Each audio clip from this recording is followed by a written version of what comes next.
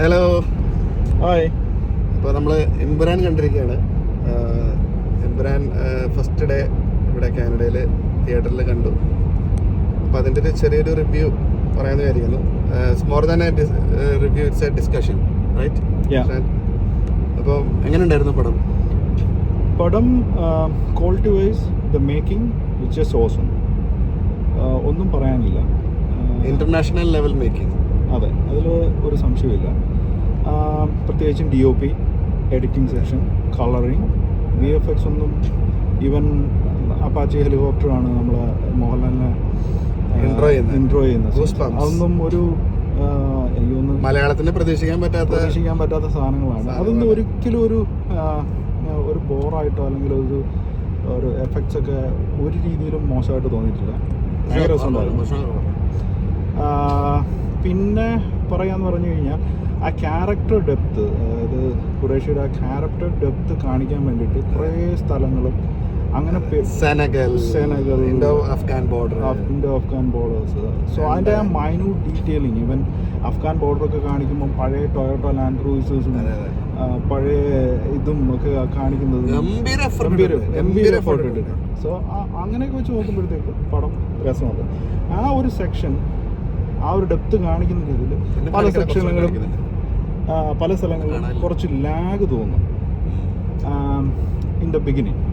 പിന്നെ after all എനിക്ക് പടം എന്ന് പറയുന്ന 3 മണിക്കൂർ പടം, ഏത് സിനിമയാണെങ്കിലും ഒരു 3 hour പടം എന്ന് വെച്ചിട്ടുണ്ടെങ്കിൽ it will have A lag. കാരണം ഈ 3 മണിക്കൂറിൽ നമ്മൾ എടുക്കുവാണെങ്കിൽ ഓരോ സീൻ എടുത്ത് നോക്കിയാൽ കിടുക, ഒന്നും പറയാനില്ല. VFX, ഗ്രാഫിക്സ്, അതിന്റെ എന്താ കളറിങ്, അത് പറയാൻ കാര്യം ഷൂട്ട് ചെയ്തിരിക്കുന്ന രീതി, ഇതിൽ ഏതെങ്കിലും രീതിയിൽ ആ ഒരു രീതിയിൽ മോശമാണെന്ന് പറയുന്നവർ ശരിക്കും നെറ്റ്ഫ്ലിക്സ് ഓൺ ആക്കിയിട്ട് ജവാൻ ഒരു 5 മിനിറ്റ് പോലും ടോളറേറ്റ് ചെയ്യാൻ പറ്റത്തില്ല. ജസ്റ്റ് ഒന്നിട്ട് കണ്ടാൽ മതി. ഹെലികോപ്റ്ററൊക്കെ വടം വെച്ചിട്ട് വലിച്ചിടുക, ആ വക സീനുകളൊന്നും ഇത് epic to be really honest. ആ ഒരു സെൻസിൽ എനിക്ക് തോന്നുന്നില്ല രണ്ടാമതൊരു അഭിപ്രായം ആർക്കെങ്കിലും ഉണ്ടാവും. എനിക്ക് മോശം തോന്നിയ ഒരു മെയിൻ കാര്യം, ഒരു പടത്തിൽ ബാക്ക്ഗ്രൗണ്ട് സ്കോർ എന്തുമാത്രം ഇമ്പോർട്ടൻസ് ആണുള്ളത്.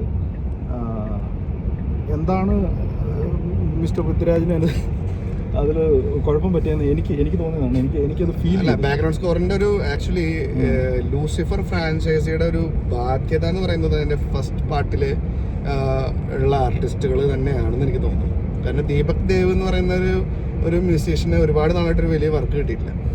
And this is one of his iconic work. ലൂസിഫറിൽ അത്യാവശ്യം നന്നായി ചെയ്തിട്ടുണ്ടായിരുന്നു. പക്ഷേ BGMന്റെ പാർട്ട് എംപുരാനിലേക്ക് വരുമ്പോൾ it became kind of a half boiled stuff. പുലിമുരുകളിലൊക്കെ നമുക്ക് പിടിച്ചിരുത്തിയ കുറേ സീനുകൾ എന്ന് പറഞ്ഞാൽ ബാക്ക്ഗ്രൗണ്ട് സ്കോറും കൂടാണ്. അല്ലെങ്കിൽ ഗോപി സുന്ദർ ചെയ്തതെന്ന് പറഞ്ഞു കഴിഞ്ഞാൽ നമ്മളെ രോമം ഇങ്ങനെ എഴുന്നേറ്റ് നിൽക്കുമായിരുന്നു.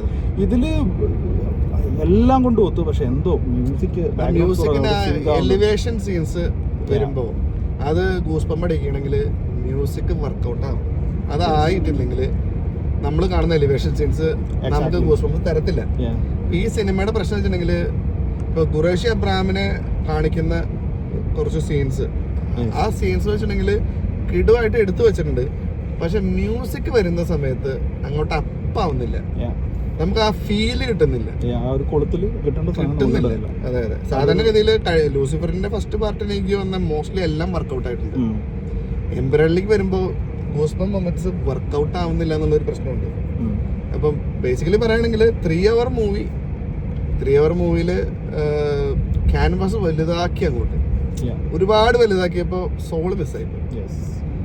അപ്പോൾ അതാണ് ഇതിന്റെ ഒരു പോരായ്മ. സ്ക്രിപ്റ്റിങ്ങിൽ ഡെഫിനറ്റ്ലി പോരായ്മ ഉണ്ട്. സ്ക്രിപ്റ്റിംഗ് എന്ന് പറയുകയാണെങ്കിൽ നമുക്ക് ഈ 3 മണിക്കൂർ പടം, എസ്പെഷ്യലി നമ്മൾ കാണാൻ പോയത് 9:30 എന്ന് പറയുമ്പോൾ പടം കഴിയുമ്പോൾ 12 3 മണിക്കൂർ പടം. അപ്പോൾ എനിക്ക് ഓൾറെഡി തോന്നിയ കാര്യം വെച്ചിട്ടുണ്ടെങ്കിൽ ഫസ്റ്റ് 1 hour മോഹൻലാലിനെ റിവ്യൂവിൽ കാണിക്കുന്നേ ഇല്ല. മോഹൻലാലിനെ തന്നെയാണ് സംസാര വിഷയമെങ്കിലും we are not seeing him.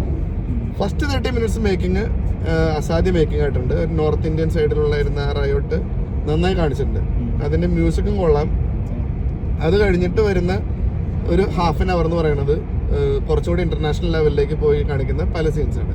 ആ 1 hour നമ്മൾ മോഹൻലാലിനെ കാണുന്നില്ല. Is not introduced yet. അപ്പം നമുക്ക് ഒരു ആകാംക്ഷ പിടിച്ചിരുന്ന കുറച്ചൊരു പരിധി ഉണ്ടല്ലോ.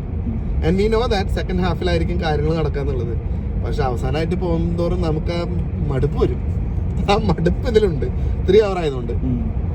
എൻ്റെ ഒരു ഒപ്പീനിയനിൽ ഈ പടം തന്നെ ഒരു 2.5 മണിക്കൂറിൽ എഡിറ്റ് ചെയ്ത് ഒതുക്കുമായിരുന്നെങ്കിൽ പടം കുറച്ചുകൂടി ബെറ്റർ ആയിരുന്നു, with little bit better music.